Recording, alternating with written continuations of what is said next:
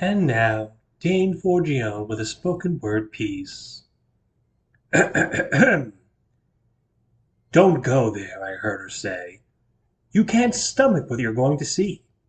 It's down there, by the water's edge, wasted and bloated and waiting for someone else. Funny how these things come about when you're tied to the teeth and mouth. No sound of fury, no shot of pain. There was no real reason, no gain. I can't go down to the water's edge. I didn't do it. I saw who did. Don't go down to the water's edge. They did it once, and they can do it again. Episode 39, the season 3 finale of The Performers I Know. Special guest Alberta Thompson coming at you. These are the performers I know. These are the performers I know. These are the performers I know. These are performers I know.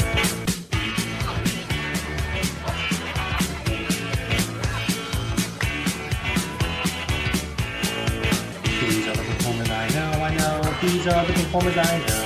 These are the performers I know. These are performers I know.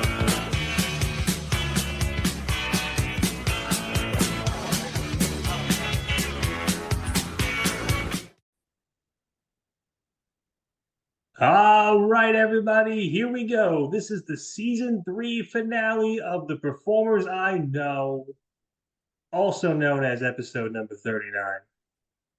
We are brought to you tonight by, well, we still don't have a sponsor 3 seasons in. That's a little sad. But maybe season 4 we'll get somebody to shell out some of that harder YouTube dough. But until then, we're gonna chug right along. This week, I'm very excited about this.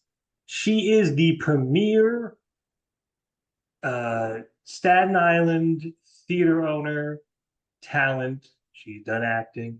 She's done it all, really. All the way from studio. You're based in Manhattan now. You and Lloyd. Yes, yes, we moved to Staten Island, but my home base is still here. All right. Here she is, ladies and gentlemen, Alberta Thompson. Alberta, welcome to the show. Well, thank you, Dane, and thank you so much for having me on. I'm very excited. Well, I'm excited to have you. So, once upon a time, quite a few years back, I Yes. was a part of a theater group of which the owner shall not be named. Um, inside joke. So, Alberta and her theater, which is the Little Victory Theater Company, before we go any further, was doing a production of Wait Until Dark. And due to a set of circumstances, the entire cast was gone. Well, except for one person. And she, who will not be named, spoke to Alberta. And we all got in there, and we only a couple of weeks' notice, and I thought it went very well. I must say, Yes. probably It's one of amazing. it's a dream to stab Eric Rosen in the stomach, and by golly, I got it done. So, so Every Alberta, night. yeah, actually, not that I want to get off on too much of a tangent, but one night I stabbed Eric. Two old ladies in the front row started laughing. I don't know. I don't know why. I didn't think it was that funny.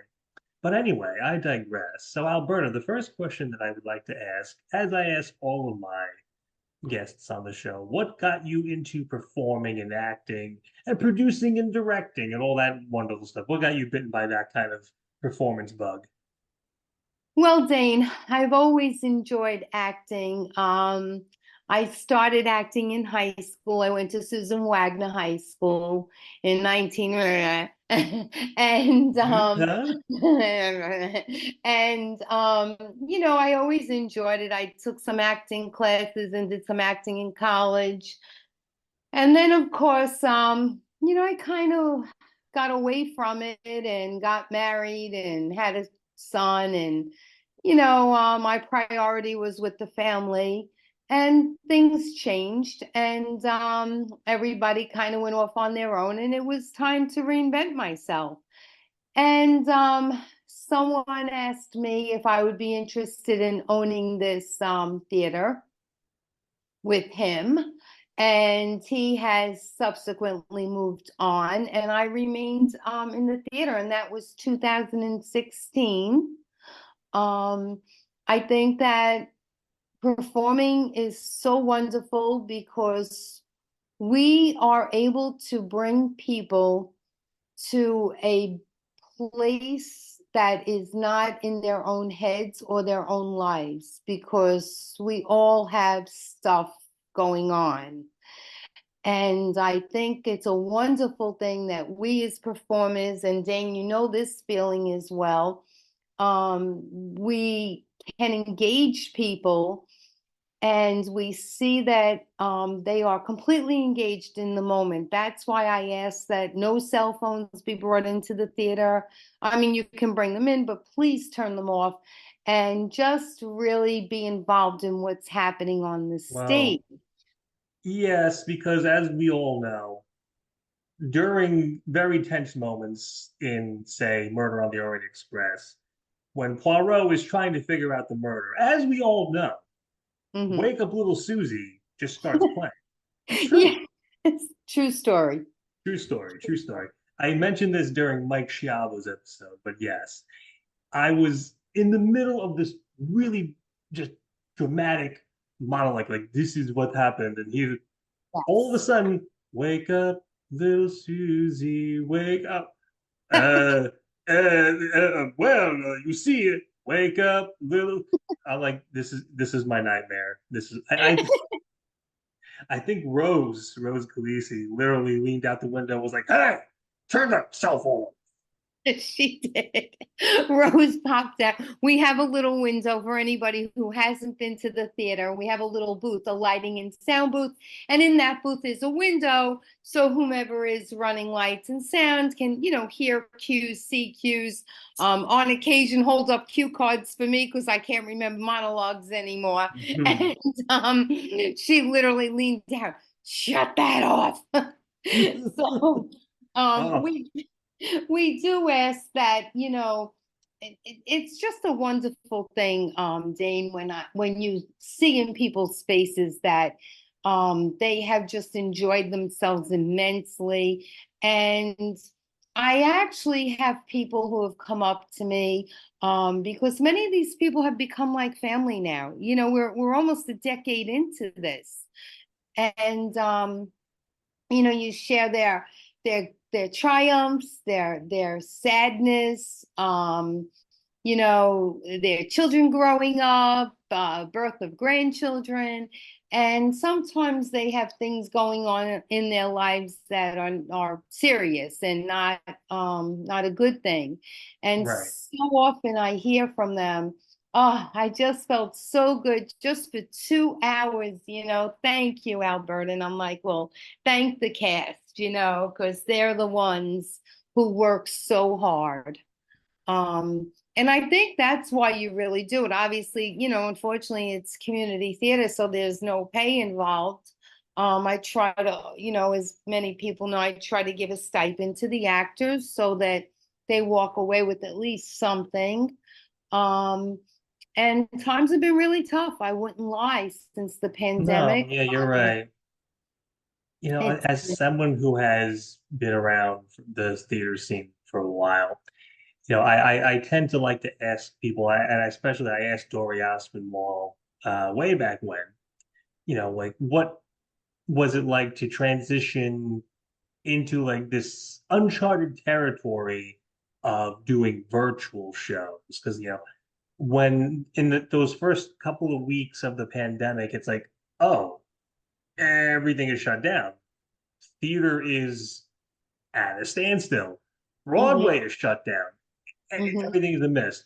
But then it's like, oh wait, we can still do theater just on a Zoom screen. So was that kind of like a culture shock thing, or were you able to kind of adjust to it, just so? Well, yes, it was a culture shock. And what happened was we were about to open a show called Merrily We Roll Along.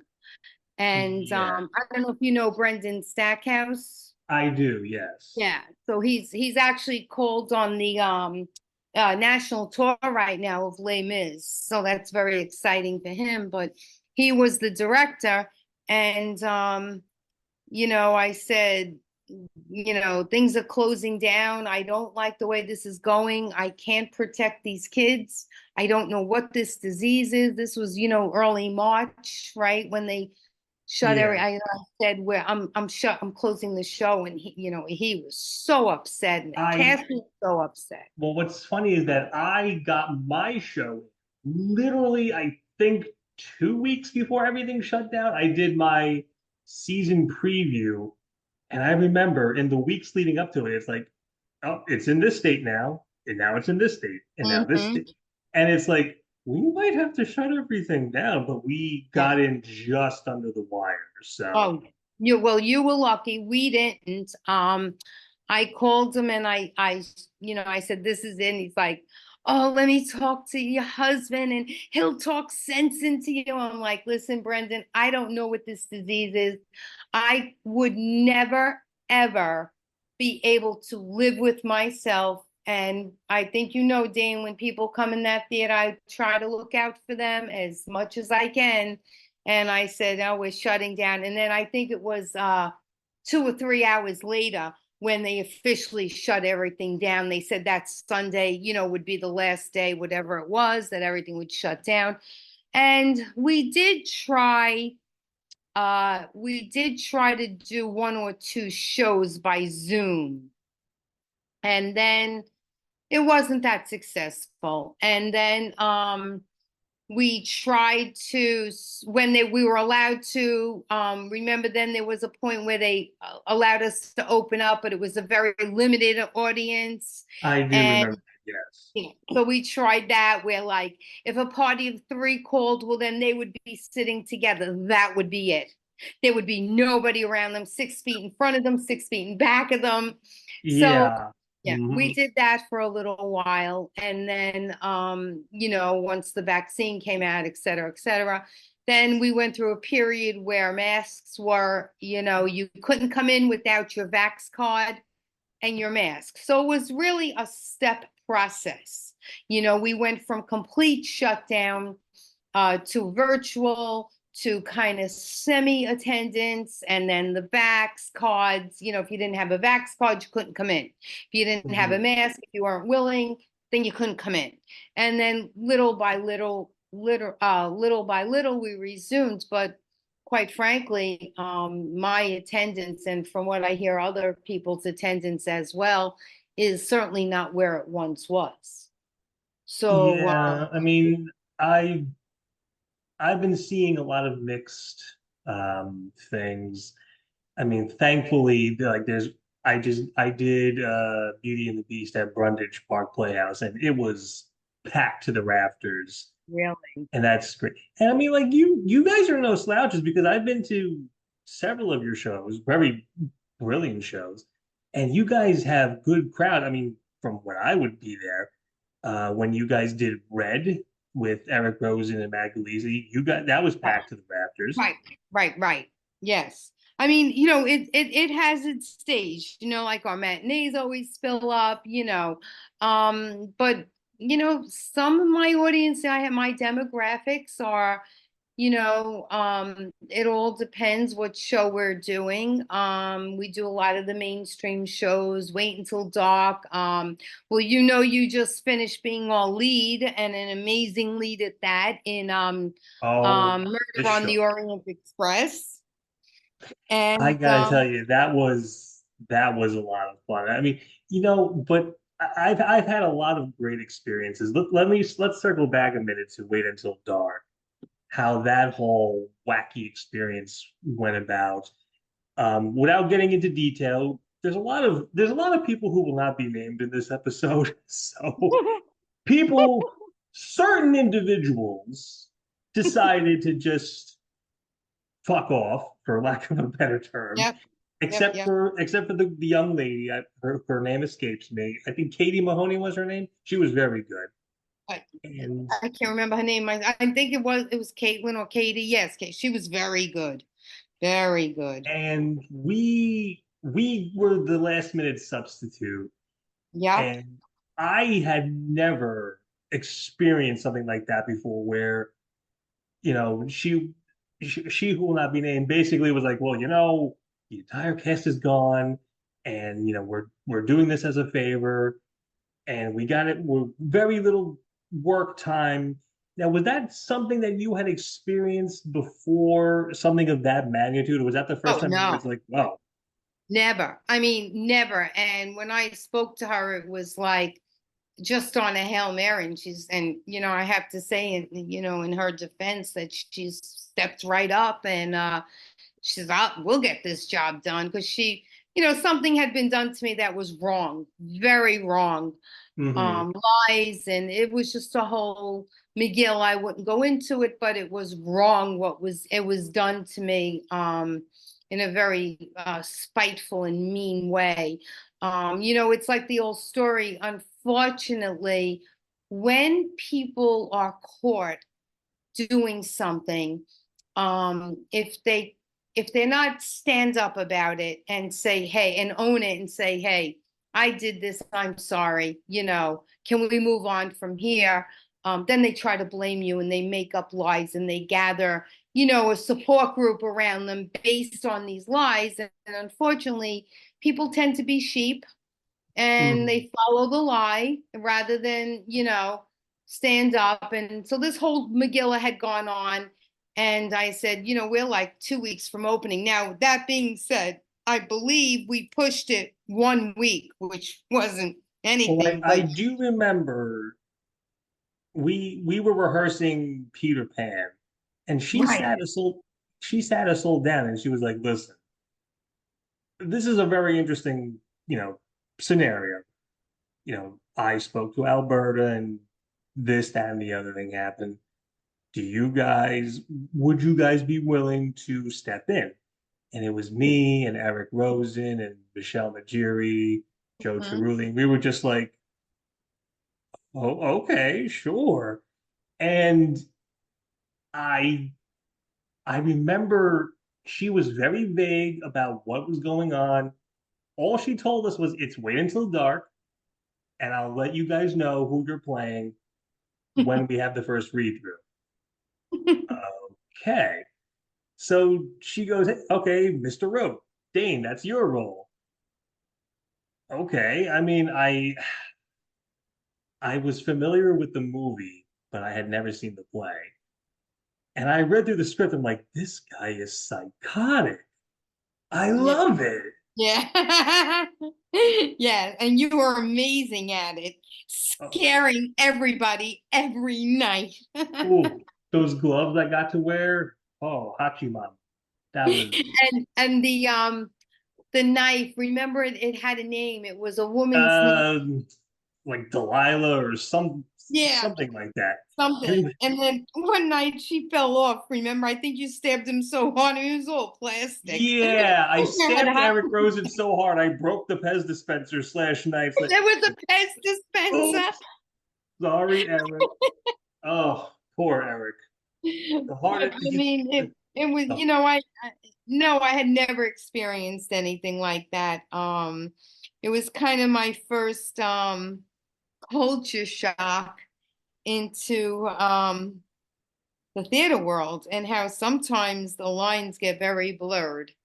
And yeah, it was kind of amazing to me. And I think, I mean, it was a situation also where from the get-go, this director made it known that he did not like and had no faith in working with a woman producer. hmm. So I think that I was so naive to it all that I didn't realize that this was going to be a problem.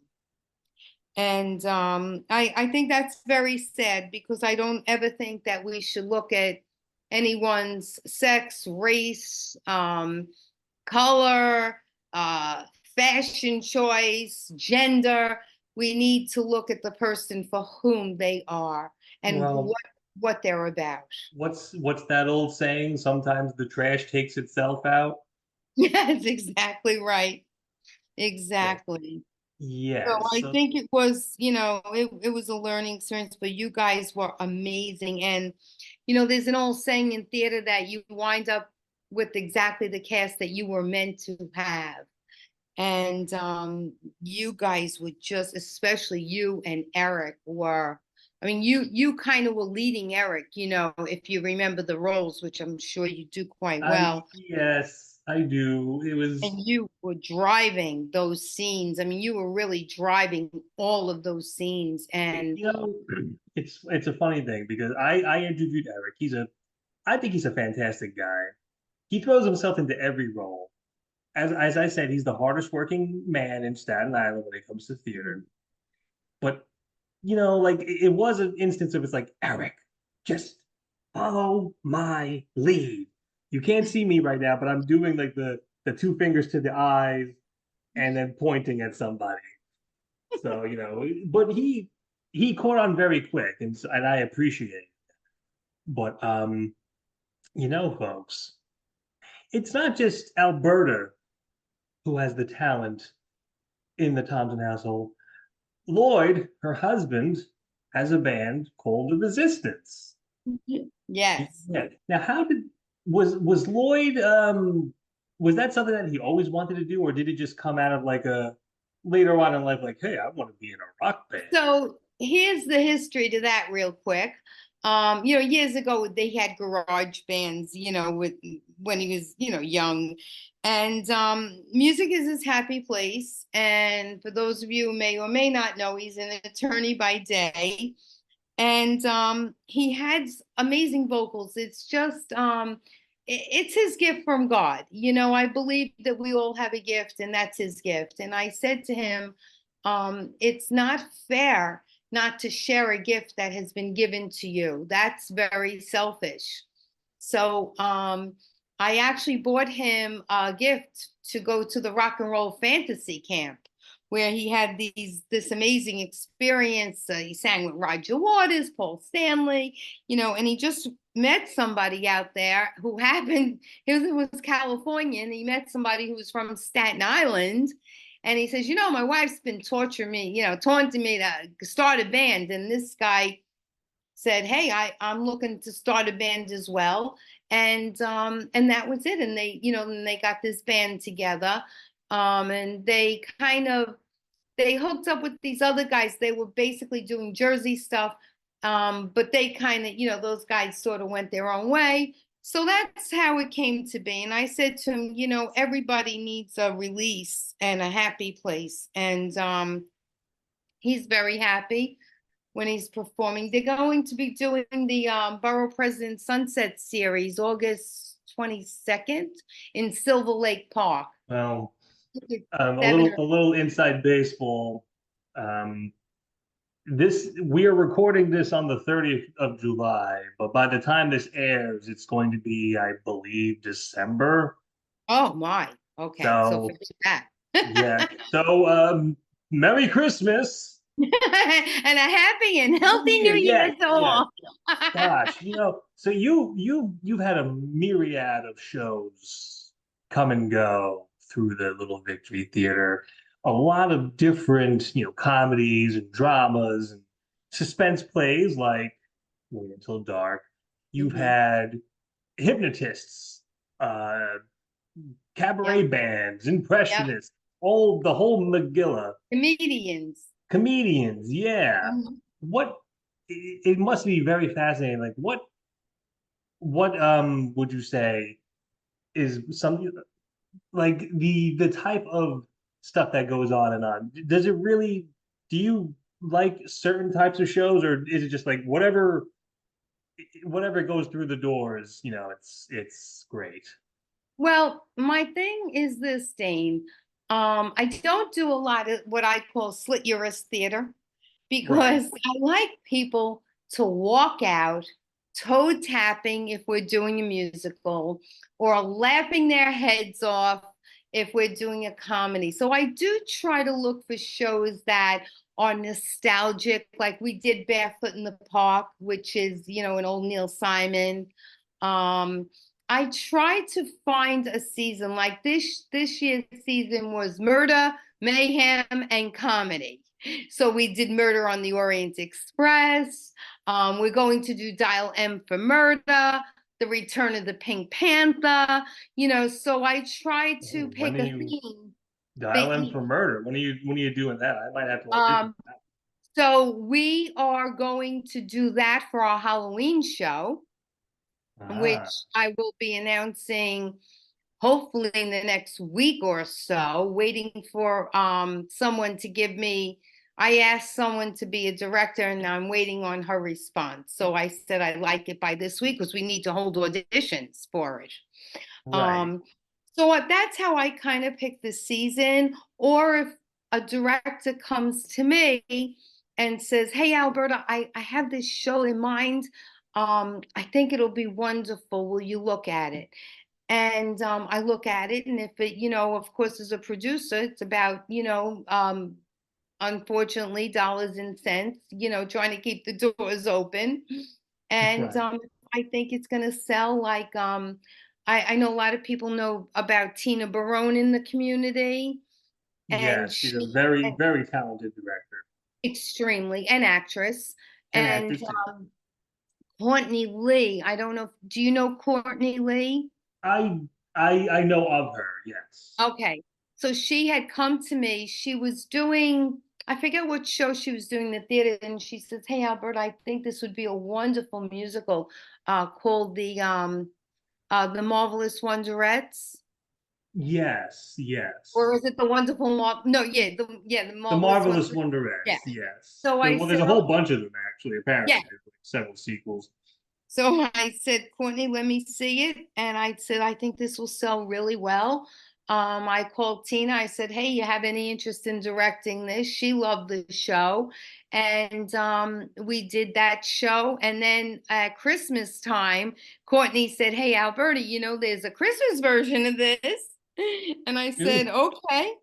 And we brought it back for Christmas that year or the next I, year. you said it best. I think what the appeal of the Marvelous Wonderettes is the music, because a lot of people are very nostalgic for like, oh, I remember that those girl groups of the 50s and 60s, Yes.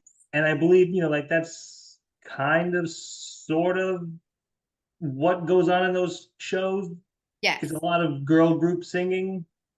Yes, yes, that's exactly what it was. It was all music from the 60s.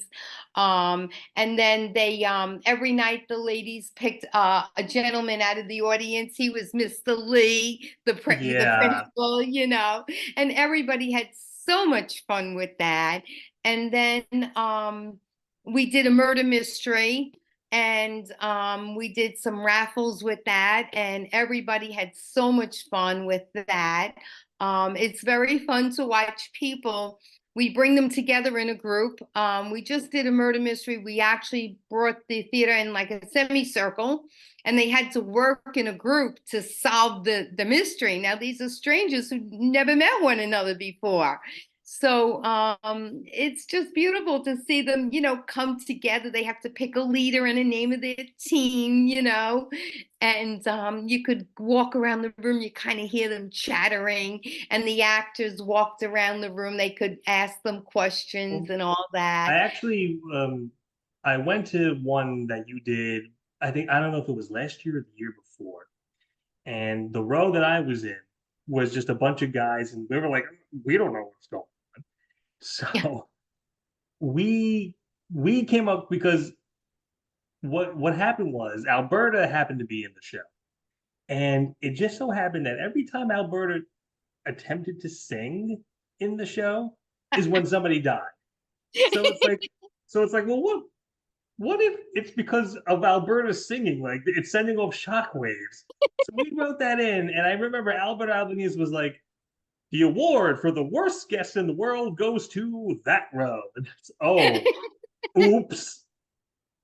And oh, did you get the big glasses? We got the big phony baloney glasses, Yeah, yes. the big And glasses so that you could see better.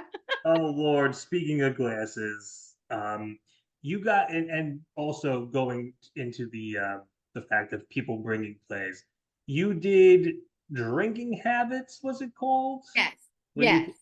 And I don't know if it was that one or the sequel where The sequel your with my Google glasses, my yeah, googly. your character comes out and you have these ping pong ball eyes and something can happen to you. And I lost it in the audience because just you were just like, oh, well, what happened? I don't know. And the glasses were just like, They were so silly. And you know what? We had so much fun. Um, just so much fun with that role in that show. And that's what it's about. I mean, see what you just said, like you lost it. So whatever was going on in your life at the moment, and I hope it was all good, but just if it were some things at that moment for that short period of time, you forgot all that and you were able to laugh from the belly out, you know? yeah, And yeah. I think that's what it's all about. One lady came up to me and she says, I'm so embarrassed. I think I peed a little on your chair. I said, Oh, don't yeah. worry, we'll clean it. Well, You know, I, she says I I laughed will so say hard. Alberta's audiences tend to be quite interesting at some points because we're the proximity from the stage to the rows is very close. And there was one night during Murder on the Orient Express, and the whole joke is there's a waiter talking to Poirot, and he goes, "Oh yeah, you know Poirot, the Frenchman." And I hear this woman in the audience go, "But he's Belgian, isn't he?" And literally the next line that I had was, I believe he is Belgian. And you hear the woman, and I heard the woman go, see, I told you. They do that. And you're right, they do that. We did oh, Rose lost her mind that day. We were doing Steel Magnolias and I was in that one. What the hell? I can't remember the character now, the crazy one. But anyway, so the one lady says, you know, the character dies, of course, in it, you know, and she says, oh, I didn't know she died. Did you know she died? And they're leaning across the row, having this conversation. And the other woman says, of course I knew. What's wrong with you? Didn't you see the movie? And Uh, so Rose comes flying out of the booth and she's like, you need to be quiet. And we're up on this stage trying to perform through this whole thing. And it's such a tender moment. And I'll tell you, people were just chuckling you away. I know, mean, you just couldn't I help don't know what it is about in theater, especially in community theater, where either very tender or very tense moments, there tends to be something wacky that happens.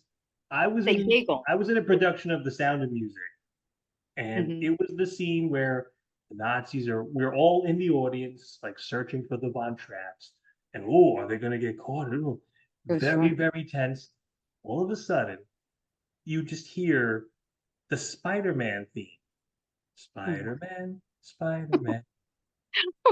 This woman's cell phone was going off, so she's frantically trying to silence it.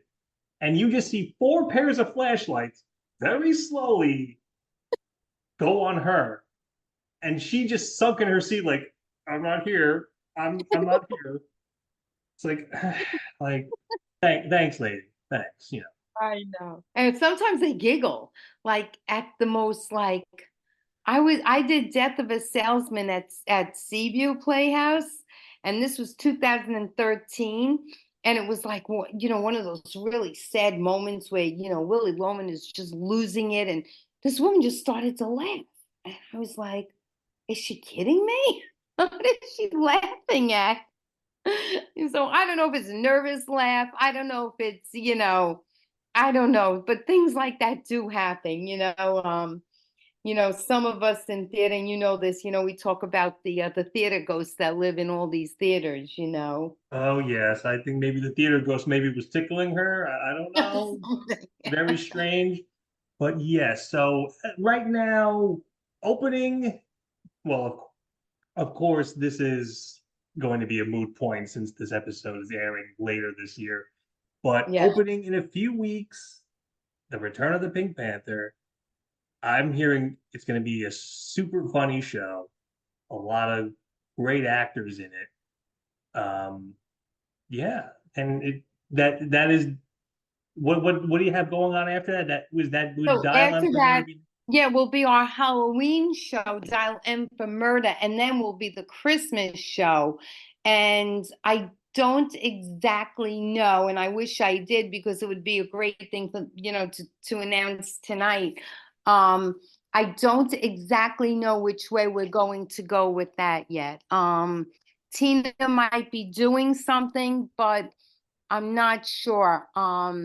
So we're gonna wait that out a little bit, and see, Hmm. what comes up. What But what suspense plays take place during Christmas? I don't know. no, but well, it'll be. I think I think it'll be. I don't want. I mean, we've done what It's a Wonderful Life, is that we've done the radio play like 4 times, and people keep asking me, are you going to bring that back? It was so good, it was so good.